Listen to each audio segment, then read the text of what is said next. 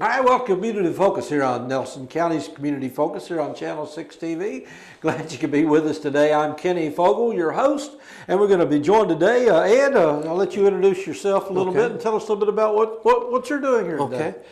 My name's Ed Schickel. I'm a member of the Kentucky Home Chapter of Hearing Loss Association of America. We are going to be having a hearing fair on April 25th at the Nelson County Public Library, 201 Cathedral Manor. Now, we'll have lots of booths, very similar to a health fair. We'll have students from the University of Louisville Audiology Department. They'll be doing hearing screenings. Now, this is a real good chance, a good opportunity to bring your teenagers in. You know, do they have selective hearing, or have they joined the 20% of the 16 to 25-year-old group that already have a hearing loss? Yeah. So the hearing screening would be a first step to figure out, do they have a problem? And it's also for older people. They think, well, do I really have a hearing problem? Do I have a wax buildup? Or do I, just not pay attention to what's going on around me? So we'll have many booths. The Kentucky Commission of Deaf and Hard of Hearing, KCDHH, works with all the deaf and hard of hearing people in the state of Kentucky. They will have a booth. And one of the neat things about their program is the free telephones. I personally use a caption phone as my home phone, and I can read what the person's saying to me almost at the same time the person is saying it. 2-3 seconds behind, so if I miss something, I can glance down, I can pick up what the person's saying. We will also have several audiologists and instrument specialists. And this is a good chance, like when you go into an audiologist's office and you start talking to him, there's always the pressure, I gotta buy something, I gotta do this, I gotta do that. And it's hard to ask questions. They're busy because they only allot so much time to do testing and talk to you. So this is an opportunity to stand there, talk to them face to face, and get the questions you needed to answer.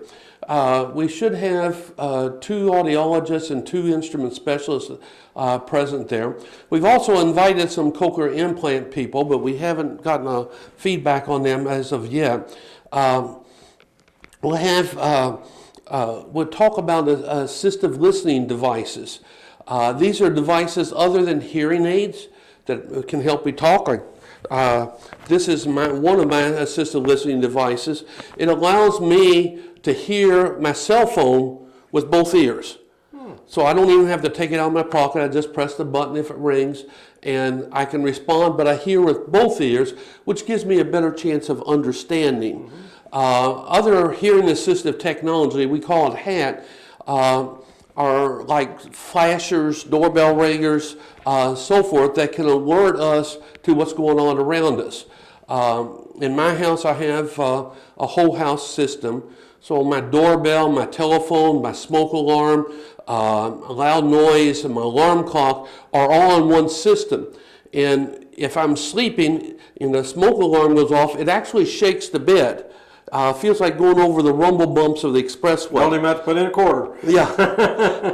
And this will wake me up. And that's one of the major issues for hard of hearing people. Yeah. They think we can hear the smoke alarm, but if I'm in REM sleep, sleeping on my best ear, the likelihood of my being able to hear the smoke alarm is very, very low. And so I need that extra device. So there are many hearing assistive technologies out there and available to people. Some of them are free through the state. Some of them a person would have to purchase.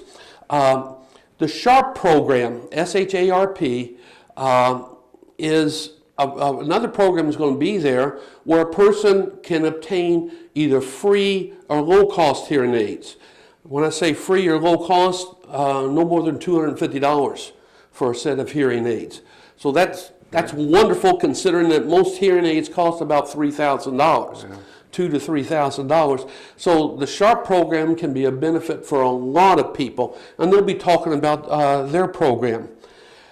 Another direction the Kentucky Home chapter has set up a website.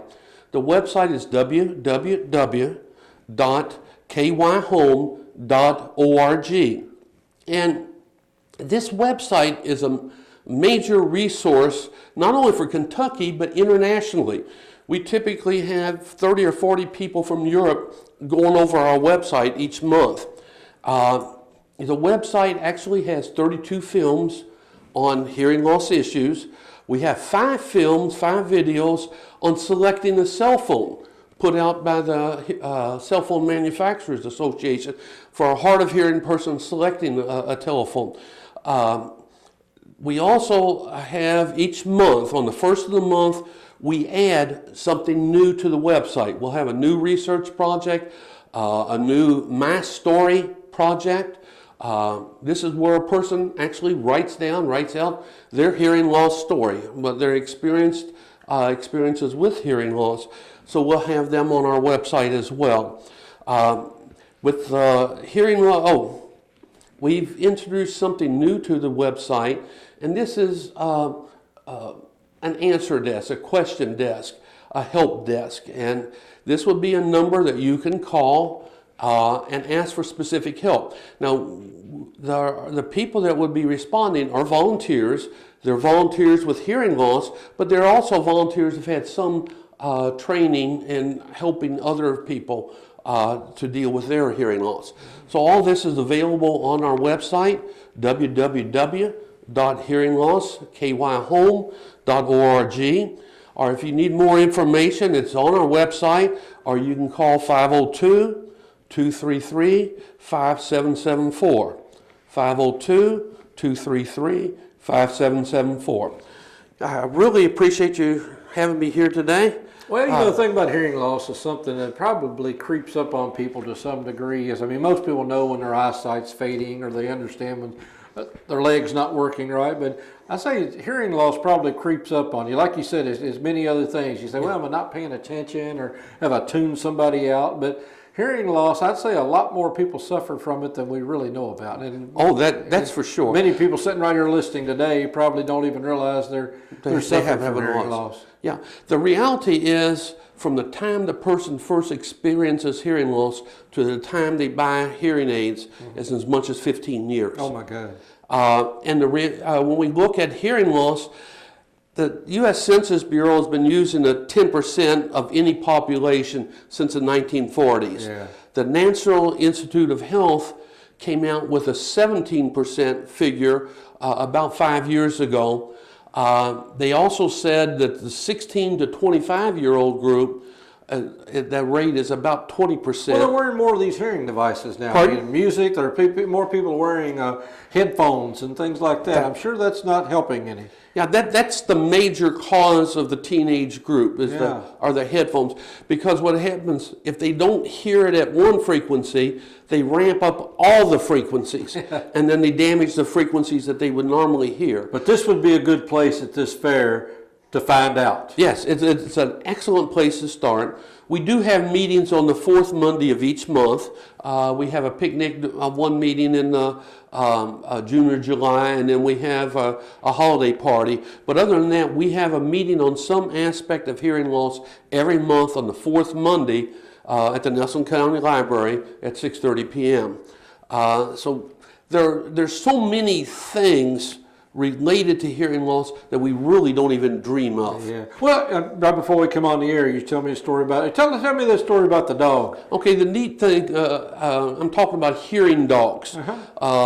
There's a group out of Oregon that takes shelter dogs, and they train them to be hearing dogs or other service animals, but hearing dogs is their specialty. There's another group out of St. Louis, but they breed their dogs. And basically, a hearing dog is a dog that assists the hearing person, letting them know what is going on around them. At the National Convention, there are probably 30 or 40 hearing dogs that come into the center. And it's really neat on the vendors floor, and we're talking a vendors floor about 15,000 feet. And an alarm would go off and the dog raising up and pecking their owner. You can see it around the room, letting their owners know that something's going on or letting them know somebody's approaching them from behind or so forth. But in this particular case, the woman had a small dog. I don't remember what it was, about the size of a Pekingese, maybe a little bit bigger. And in the middle of the night, the dog jumped up on the bed. And the dog was not allowed on the bed, and the dog knew that, but it was kind of tamping the woman, and she thought the dog needed to go out or something. So she started to get it up, and immediately the dog pushed her shoulders down with its paws. And she kept getting up, and the dog would push her down. And then after a few minutes, she just laid there. The dog jumped down, went over to the doorway, and stood at the doorway.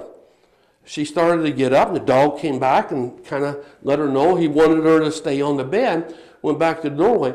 Well, what had happened is that somebody had broken in their house, and they were in the other room. The dog was standing between them and her, and also didn't want her to go out into danger, so it was protecting her. That's pretty smart. It's really amazing what some of the hearing dogs can do.